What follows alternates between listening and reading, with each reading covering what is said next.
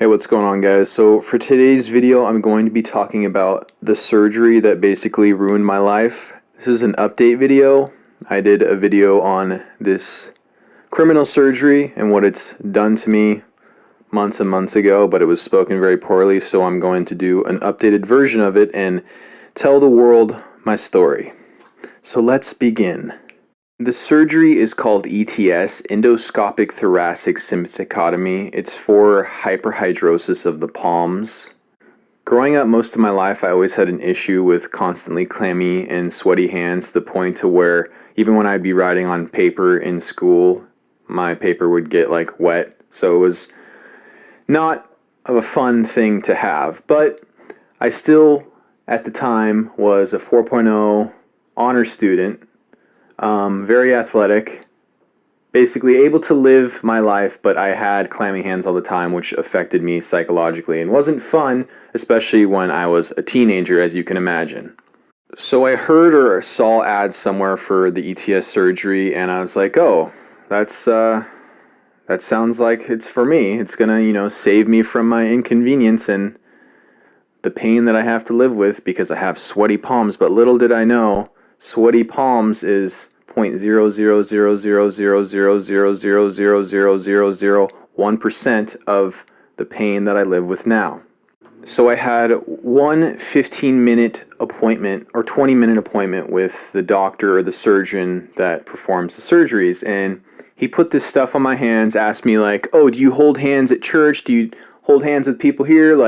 Because to get the insurance to prove it. So in a matter of 15 minutes, he already was set on obviously doing the surgery for me in the first place because of the incentive of money, right? So meet the guy, 15 minutes, boom, surgery is already set and planned. So I get the surgery at 17 years old, not really an age qualified to make that decision, but I got the surgery at 17 years old, and I thought this was going to help me with my life. But little did I know it's going to take my life away from me. It's going to take skateboarding, something that I've done most of my life, which I love, was taken away from me. My ability to exercise and regulate my temperature was taken away from me. Now let me explain as to how this happened as a result of this criminal, insane surgery. So what they do is they go in and cut the T1 and T2 nerves in your sympathetic nervous system, basically the nerves that run on the outside of your spine. So basically a form of spinal surgery. Not really something that was fully explained to me, really at all. The side effects were very minimal. The only other side effects you could have is really compensatory sweating, and I already had sweating on other parts of my body, which were somewhat normal. I thought, okay, I already sweat because I skateboard and exercise a lot, on other parts of my body, so I didn't think anything of the compensatory sweating. So this is a thermal image of somebody who's had the surgery. Everything above the point of incision produces no sweat at all and cannot cool itself down at all. My head constantly feels like it's on fire. 80-degree weather, I can't even be in direct sunlight. Everything below the point of incision is hyperactive, and now I sweat 100,000% more. So the amount of sweat I had on my palms before, just on the small surface area of my palms, now transfer that to everything below my nipple line. Imagine being in a sauna for 12 hours a day for years and years and years and years. Imagine what that would do to your overall health. Imagine what that would do to your overall energy levels. I specifically remember on senior year, closely after getting the surgery, going back to my car on a hot day, going into my car and feeling like I was going to pass out, and remembering I've never felt this hot before in my entire life. And I didn't consciously realize what was going on. I had no clue that it was related to the surgery that I got that I thought was going to help save my life. And slowly, after a period of a year and a half, I lost my ability to skateboard entirely because I would become so fatigued to the point of being dizzy from skateboarding. Because I would lose so much fluid on the lower parts of my body because my head was unable to cool itself down. So I lost skateboarding. Something I invested years and years and years and years into developing my skill. And all of my friends were all skateboarders. So all of my friends and all of those relationships fell away. thanks to this surgery. So it took me a while to come to grips as to what was happening to me, but what helped me come to grips with it is I started to do some research, and I found that there was entire forums full of people dedicated to the banning of this surgery. NoETS.com. No ETS, what do you think that means? ETS and reversals discussion forum full of nightmare stories and horror stories that people are living with.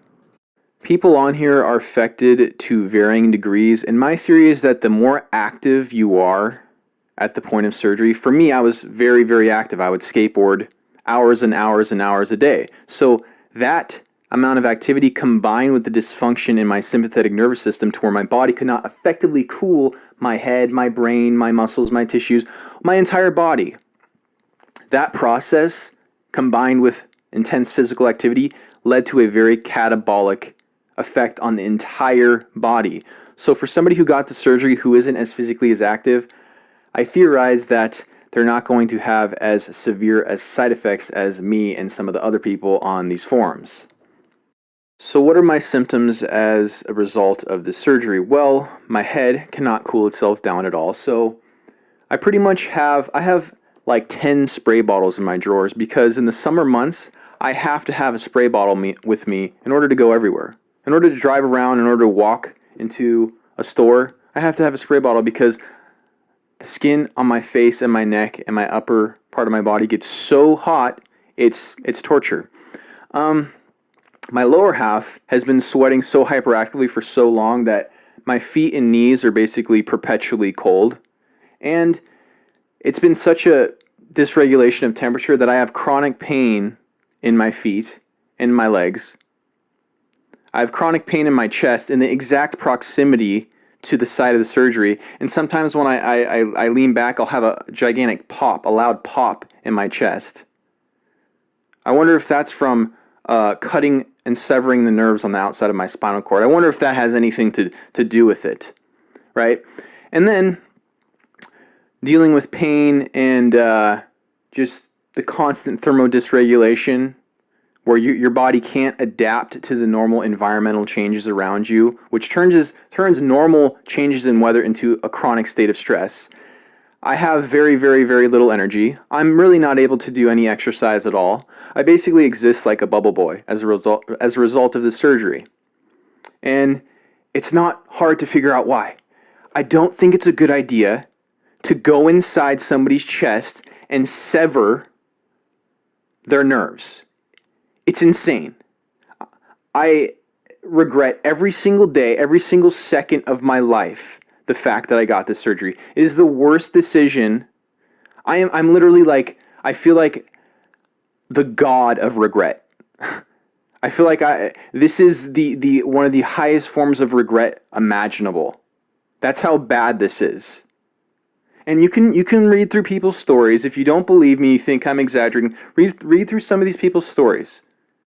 And so on hot days where I don't really try to regulate my temperature too well by just floating around a pool all day or staying in the AC or just, not doing anything. If I push myself too far and the compensatory sweating gets too profuse and too much and I lose too much fluid, I'll start to get muscle tics, especially in my legs, and muscle cramps in my feet to a chronic level. And I can draw a direct correlation as to why that's coming out. Okay, if you sweat 1,000 billion times % more and you're losing water and electrolytes constantly, I think that might lead to chronic muscle cramps, right? Muscle tics. Oh, was that part of the side effects? Oh, you're going to lose your ability to exercise. You're going to have chronic muscle tics. You're going to have chronic pain. Would anybody in their right fucking mind ever sign up for a surgery if that was told to you where you sign? No. It's a criminal surgery. If you or anybody you know is thinking of getting the surgery, don't do it. So throughout all of this, I have developed a compulsive obsession with trying to heal myself. I've studied human biology and health and nutrition and all that. And knowing what I know about that, I grew up eating absolute crap.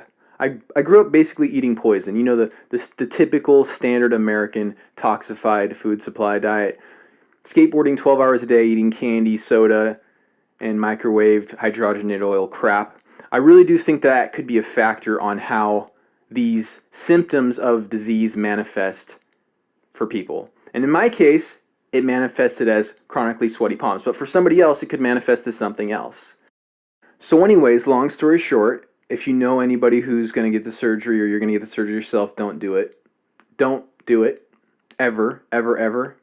And if you're having other chronic health problems, address your lifestyle and your diet over a long period of time, and stop participating in the toxified Western medical, FDA, Western medical establishment butcher system, because that's really, let's just be real. It's a butcher system designed to extract the money out of you and leave you sick. That's American Western medical establishment. And they advertise these surgeries and these drugs to you while simultaneously advertising the toxic food to you. So let's just all wake up and take our lives back. Please. Anyways, now you can understand as to why I think the bizarre way that I do. So, please like, share, subscribe, comment below. Thank you very much, and bye. Bye. So I'm putting together this video with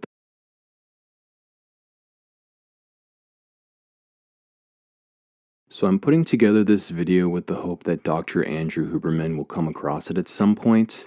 I know it's probably a long shot, but it's something I have to do. I feel he is the perfect individual in the neurological field and in the public eye to help understand and bring attention to this medical disaster. So I had a surgery for hyperhidrosis of the palms called ETS, which stands for endoscopic thoracic simpatectomy. The utterly life-ruining side effects were not disclosed to me at all, and the same for many others.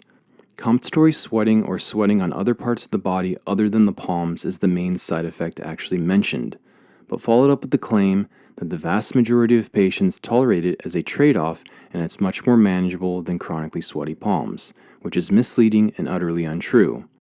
Just to give a brief example when doing a top Google search, this is what it states about the procedure.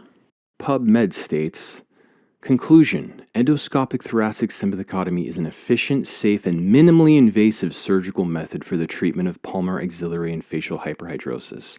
My chronically clammy hands were annoying throughout my life, but I was not disabled or held back in any way from doing anything. My quality of life after the surgery got 1 billion times worse, and that is not an exaggeration. So as a result of this surgery, which took place on my T1 and T2 nerves in my sympathetic chain, my entire body's thermoregulation has been seriously damaged and distorted. My body's ability to process stress via the sympathetic nervous system has been seriously damaged. I have lost my ability to tolerate exercise, adapt to basic changes in weather or room temperatures. The surgery severely damages the body's autonomic homeostasis, governing subtle changes in thermoadaptability of the skin, which induces levels of chronic systemic discomfort most people cannot fathom. My inability to tolerate exercise due to the extremely severe thermoregulation problems took skateboarding away from me, my entire life and identity.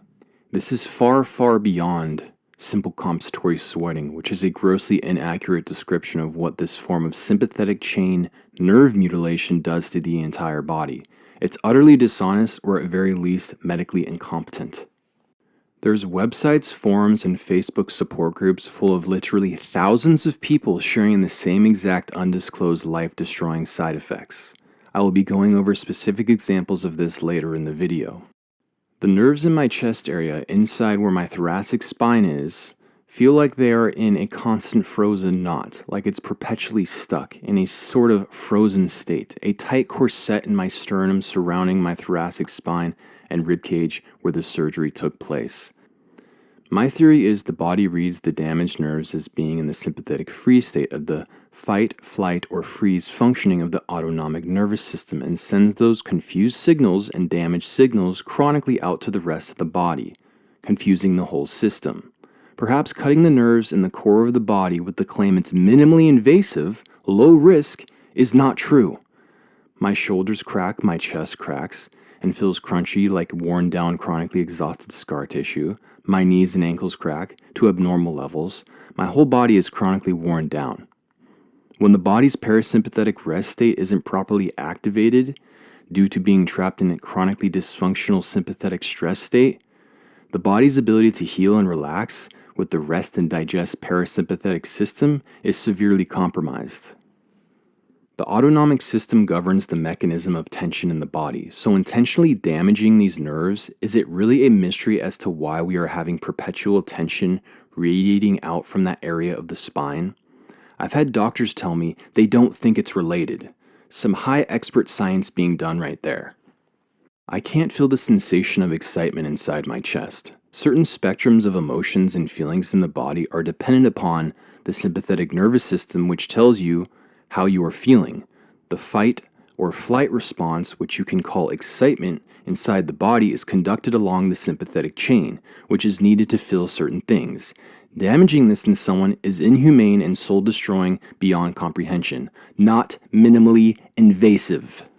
Never disclosed to me or any other patient on any level, and is easily understandable as to why and how this would occur, with even the most basic understanding of the role the autonomic nervous system plays, aka how feeling itself connects the mind to the body. This is not merely theorizing and speculating. This is what the nervous system damaging procedure does to people. Quite obviously, countless people in support groups and forums online are experiencing the same thing. My hands and feet are burning cold 90% of the day. It has perpetually confused my circulation and subtle skin adaptation, which is governed by the autonomic signals sent out by the sympathetic chain running up and down the spine. There's a constant sense of disassociation from my own body, like I'm experiencing my body in third person or something. I literally can't get goosebumps above the area of surgery. I can see goosebumps form on my skin under the point of surgery relative to the spine, and there is a distinct cutoff at the line of where the surgery took place, meaning literal paralysis of the subtle micro changes of the skin needed for cooling and warming. Not explained by doctors performing this at all, which is absolutely insane and, again, life-destroying. This is a thermal imaging picture of someone who has had the procedure. My head and everything above the surgery can feel like it's on fire, dry and burning, unable to effectively dissipate internal heat, like my skin itself is suffocating. Pretty sure chronically overheating the head is a very dangerous thing. I'm forced to wear very little clothes when I'm able to, not because of sweating necessarily, but because my skin feels like it can't breathe. Here is a post from Dr. Andrew Huberman demonstrating the correlation between different emotional and mental states and the flow of thermoregulation throughout the body. The notion that the mind and body are separate is simply false. The nervous system bridges them both, and they communicate in both directions to direct our states. States include emotions, but are a larger umbrella for emotional responses that include bodily responses too. States are also more objective to define. This is a heat map from a study described by the book The Neuroscience of Emotion. And again, severely disrupting these autonomic mechanisms in someone's body and mind is inhumane. Nothing even close to this is disclosed as the effects of the surgery. The so-called success stories are largely from people following up immediately after procedure. If you were to have asked me if it were a success, a week later I would have been inclined to say yes, because yes, my hands did stop sweating. The damage to the rest of the body, though, through perpetual autonomic parasympathetic-sympathetic dysfunction gets much worse over time. What percent of people out there who've had the surgery develop symptoms down the line from a broken autonomic nervous system, go to the doctors, and then get totally misdiagnosed and aren't even conscious of what the surgery has done to them? A bunch of people join the support groups online years and years later and acknowledge it took them time to even acknowledge what ETS had done to them. I lost the ability to skateboard and exercise, which was my entire life. I was good too, and would have gotten much better. A total and absolute waste. Skateboarding was my entire identity, and still is in a lot of ways. I am chronically exhausted 24 hours a day due to chronic maladaptability of my autonomic nervous system. I have extreme sleeping problems because of how uncomfortable I am in my own skin. Temperature regulation is very important to being able to go to sleep. ETSawareness.org. What is ETS? Endoscopic thoracic sympathectomy, also known as ETS, is a procedure that cuts, clips, or removes part of the sympathetic nerve chain in order to stop palmar hyperhidrosis, sweaty palms, or facial blushing. Many people that undergo ETS surgery report serious life-changing complications such as the inability to sweat above the nipple line, causing overheating, severe compensatory sweating, sweating profusely in other areas of the body, back and chest, lack of body thermoregulation, which is by far the worst thing anyone can possibly ever imagine, mental and emotional issues due to the fight or flight response being interrupted by the disruption of the sympathetic chain, and pain or neuralgia in the affected areas. So nerve pain in the affected areas and pretty much over the entire body when it's really bad. So let's go over some of the stories shared by people on this ETS Awareness Org website and see what they have to say about it.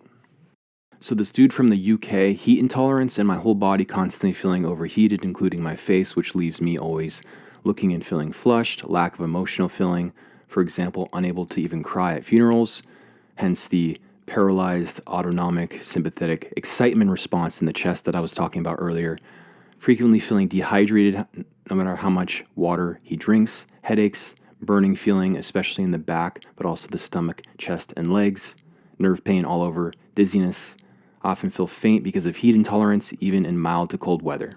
So isn't that nice and safe? This dude from South Africa says, I hope they eventually ban this operation. I'm 23 years old now, and I just want to live a normal life as a young adult. I used to be an athlete and enjoy the outdoors. Now I can't, no matter how hard I try. My quality of life was taken from me so soon by a surgeon that never disclosed any risks of the surgery. I am now dedicated to searching for a solution. The side effects I feel now are absolutely disabling. I have severe neurological pain throughout my body that is pretty much unbearable. I have been to doctors and they cannot seem to figure out what's wrong with me because it's neurological. It's very difficult to detect. I have severe arthritis in my bones, and it feels as if I need to crack my back every other minute. Compressed pressure in my neck and back. My muscles burn severely doing any type of physical activity, and I experience severe circulation problems. We as the ETS community who have had this surgery would like a team just to help us out. The surgery was a scam. That's why it was banned in its original country, Sweden. I would personally like to first see a medical team put together just for us to do tests and find a way to use regenerative medicine such as stem cells and 3D bioprint nerve grafts to help us heal and permanently reverse the surgery. I also think no one should have to go through this, and we deserve compensation for the years that were taken away from us. And last of all, this surgery should be halted permanently. Thank you for reading. Please help us.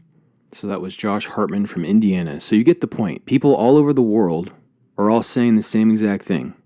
You can go on the websites and forums yourself and find thousands of examples of people sharing their stories like this.